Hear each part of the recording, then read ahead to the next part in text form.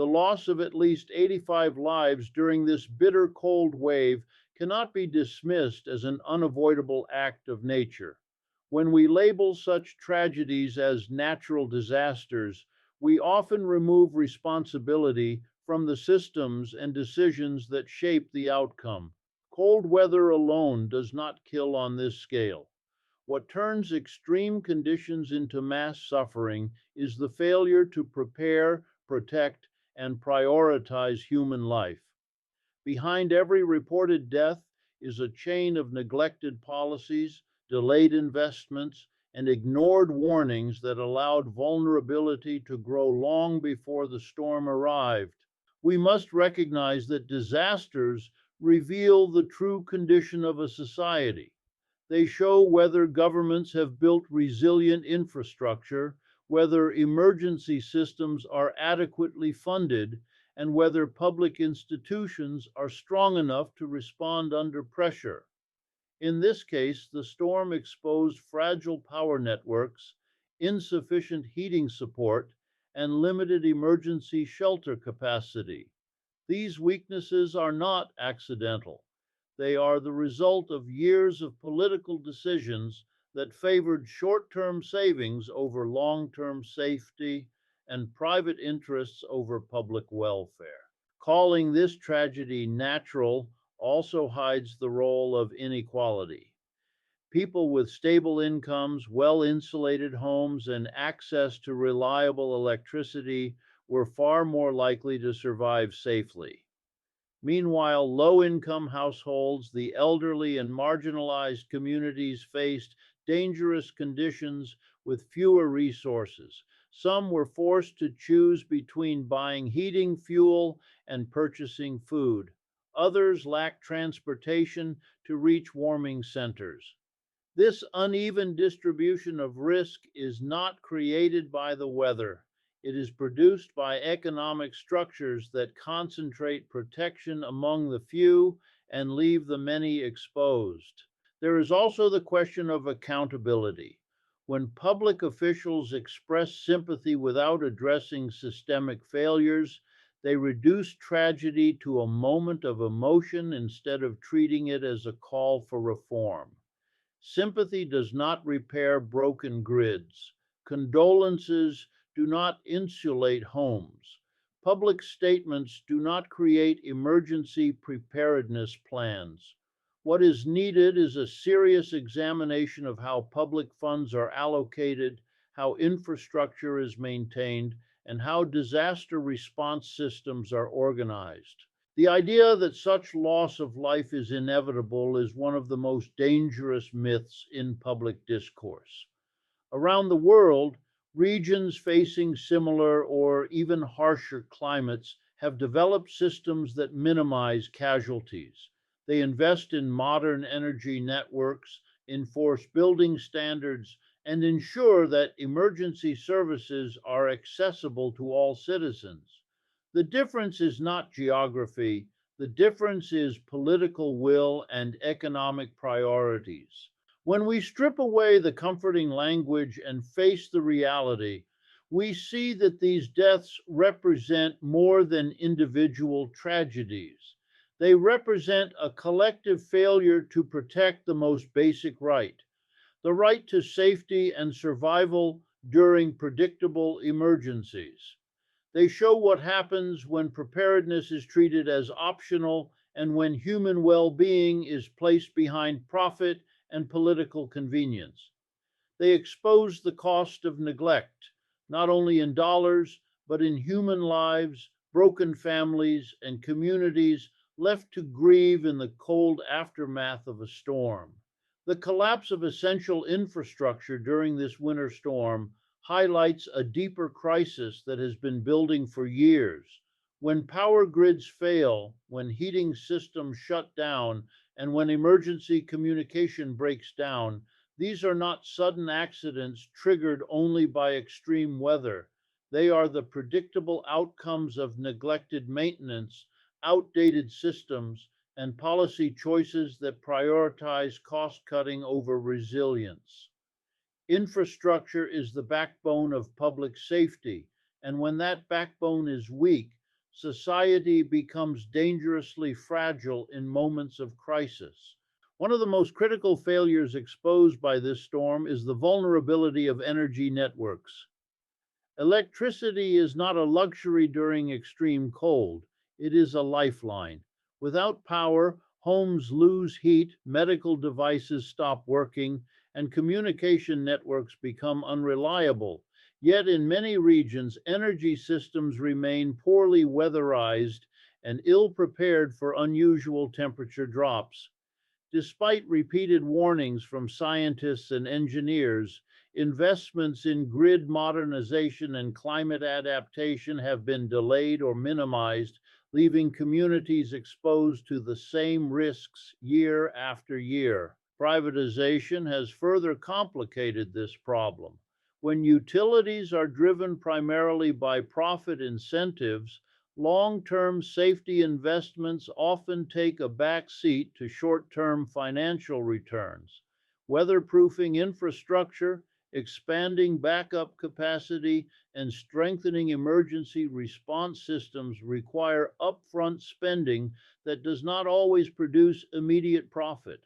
As a result, necessary upgrades are postponed, maintenance is reduced, and public safety becomes vulnerable to market priorities. In moments of crisis, the consequences of these choices become painfully visible. The failure is not limited to electricity alone. Transportation networks become unsafe or unusable, preventing emergency responders from reaching those in need. Water systems can freeze and break, leaving households without clean water. Hospitals and care facilities face overwhelming pressure when backup systems are insufficient. Each of these breakdowns compounds the others, creating a chain reaction that turns a severe storm into a widespread humanitarian emergency. Government oversight also plays a crucial role. Strong infrastructure requires clear regulations, regular inspections, and accountability mechanisms that ensure safety standards are met. When regulatory agencies are weakened, underfunded, or influenced by corporate interests, enforcement becomes inconsistent. This creates an environment where shortcuts are tolerated and risk is normalized. Over time, these small compromises accumulate into large scale vulnerability. The lesson from this crisis is not simply that more money is needed, but that priorities must change. Infrastructure should be treated as a public investment in safety and stability, not as an area for budget trimming or political bargaining. Modernizing power grids, strengthening transportation systems, and reinforcing emergency services are not optional upgrades. They are essential protections that determine whether communities can withstand extreme conditions without catastrophic loss. By ignoring infrastructure resilience, society effectively accepts preventable suffering as an acceptable outcome. Each failure represents a missed opportunity to protect lives and reduce harm. The storm has once again revealed that when systems are built on weak foundations, they cannot support the weight of crisis, and when public safety is sacrificed for short term gains, the cost is measured not only in damaged property, but in human lives and shattered communities. The unequal impact of this winter storm reveals a painful truth about how crises expose the social and economic divisions that already exist. Extreme cold does not affect everyone in the same way. While some households are protected by well insulated homes, reliable heating systems, and financial stability, others are forced to face dangerous conditions with limited resources and few safety nets. This difference is not the result of personal failure. It is the outcome of long-standing inequalities that shape who has access to protection and who is left vulnerable when disaster strikes. Low income families are often the first to feel the consequences of extreme weather. Many live in poorly insulated housing where heat escapes quickly and cold air seeps in easily. High energy costs force difficult choices between heating and other basic necessities such as food and medicine. For households living paycheck to paycheck, even a short power outage can become a serious emergency. Without savings or alternative heating options, survival becomes a daily struggle rather than a temporary inconvenience. Elderly individuals face another layer of risk. Older adults are more sensitive to cold temperatures and more likely to rely on medical equipment that requires electricity. Mobility limitations can prevent them from traveling to warming centers or emergency shelters. Isolation further increases danger as some live alone without immediate support networks. When emergency systems fail to reach these individuals in time, the consequences can be fatal, not because the cold is unstoppable, but because social support structures are inadequate. Rural communities also experience unique challenges. Greater distances between homes, limited access to emergency services, and weaker infrastructure make response efforts slower and more difficult. Power restoration often takes longer in these areas, leaving residents without heat for extended periods. Limited internet and communication services can prevent timely access to emergency information, increasing confusion and reducing the ability to seek help.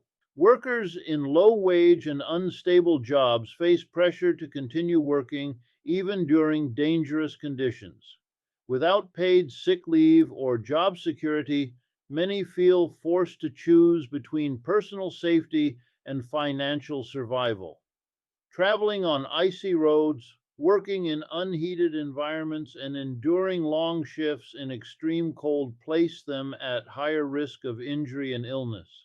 This economic pressure transforms weather hazards into workplace hazards. These patterns reveal that inequality is not an abstract concept. It becomes a matter of life and death during crises. The storm does not create these divisions, but it amplifies them, making existing vulnerabilities impossible to ignore. When society allows such disparities to persist, it effectively accepts that some lives will be more protected than others. Addressing this problem requires more than emergency aid. It demands long term investments in affordable housing, accessible health care, reliable public transportation, and strong social safety nets. It requires policies that ensure fair wages, job security, and energy affordability. Without these structural changes, each new disaster will repeat the same pattern, with the most vulnerable carrying the heaviest burden while the underlying causes remain untouched.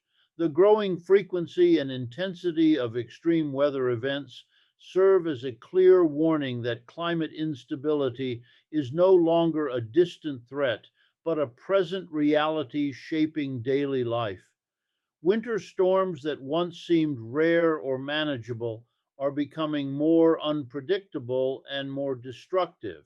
This shift is not occurring in isolation. It is part of a broader pattern of climate disruption that includes heat waves, floods, droughts, and powerful storms, all of which place increasing pressure on communities and public systems. Climate instability transforms weather from a seasonal challenge into a continuous crisis. When temperatures swing rapidly and storms grow stronger, traditional infrastructure and emergency planning models become outdated. Systems designed for past climate conditions struggle to cope with new extremes. Power grids built for moderate winters fail under severe cold. Drainage systems designed for average rainfall overflow during intense storms. Housing standards that once seemed sufficient no longer provide adequate protection. These mismatches between old designs and new realities increase the risk of widespread damage and human suffering. Despite the growing evidence, responses often remain short term and reactive. After each disaster, attention focuses on recovery rather than prevention. Funds are allocated to repair damaged infrastructure instead of redesigning it to withstand future conditions. Emergency relief is distributed, but long term resilience planning is delayed or reduced when political priorities shift. This cycle of repair without reform leaves communities trapped in a pattern of repeated vulnerability. The need for climate resilient infrastructure has never been more urgent. This includes weatherized energy systems, flood resistant transportation networks, and housing that can withstand extreme temperatures. It also involves strengthening early warning systems and improving public communication so that communities can prepare in advance. Resilience is not only about physical structures, but also about social systems that ensure rapid response and equitable access to emergency resources. Renewable energy plays a critical role in this transition. Decentralized power systems, such as local solar and wind networks with battery storage, can reduce dependence on fragile centralized grids. These systems provide greater stability during extreme conditions and allow communities to maintain essential services even when larger networks fail. Investing in clean energy is not only an environmental strategy, but also a public safety measure. Climate instability also challenges political and economic leadership. It requires governments to move beyond short election cycles and adopt long term planning approaches. It demands cooperation between public institutions, private sectors, and local communities. Without coordinated action, individual efforts remain fragmented and ineffective. The message from this winter storm is not just about cold weather, it is about a future where extreme conditions become more common and more disruptive. Ignoring this reality increases the human and economic cost of every disaster. Preparing for climate instability is no longer optional. It is a necessary step to protect lives, safeguard communities, and ensure that society can adapt to a changing environment rather than continuously react to its consequences. The call for structural reform emerges directly from the failures exposed by this winter crisis. Temporary fixes and emergency responses cannot address the deeper problems that place communities at risk again and again. What is required is a transformation in how society views public services, infrastructure, and basic necessities.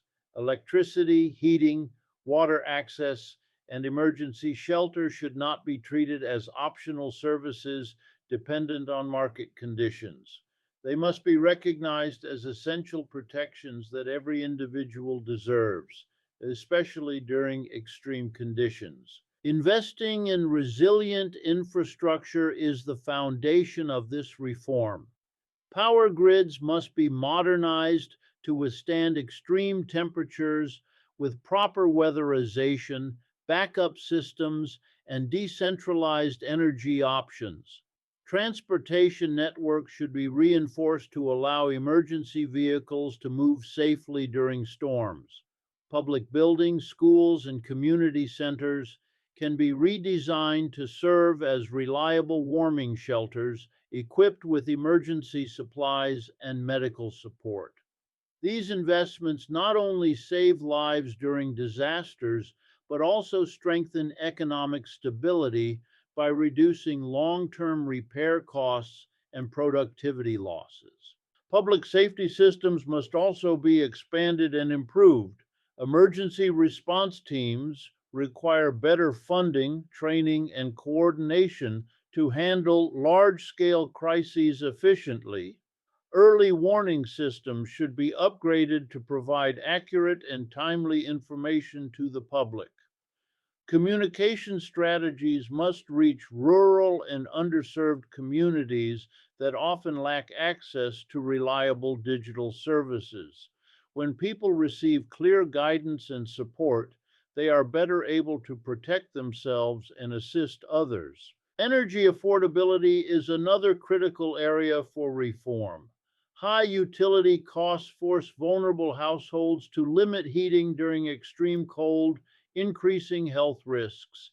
Policies that regulate pricing during emergencies, provide subsidies for low income families, and promote energy efficient housing can reduce this burden. Making energy accessible is not just an economic issue, it is a public health and safety priority. Housing standards also require attention. Building codes should be updated to ensure insulation, heating efficiency, and structural resilience. Affordable housing programs must incorporate climate adaptation measures so that low income residents are not left in unsafe living conditions. When housing is designed with resilience in mind, communities become less dependent on emergency interventions. Structural reform also involves changing how decisions are made. Public participation in planning processes can help ensure that policies reflect real community needs. Transparency in government spending builds trust and accountability. When citizens see that resources are being directed toward long term protection rather than short term political gains, public confidence increases and cooperation improves. These reforms demand sustained commitment rather than one time action. They require leaders to prioritize prevention over reaction and collective well being over individual profit. The true measure of progress is not how quickly a society recovers after disaster, but how effectively it reduces the risk of future suffering by building systems that protect everyone, especially those who have historically been left behind, creating a foundation where safety, stability, and dignity are embedded into the structure of everyday life and public policy rather than treated as temporary goals during moments of crisis.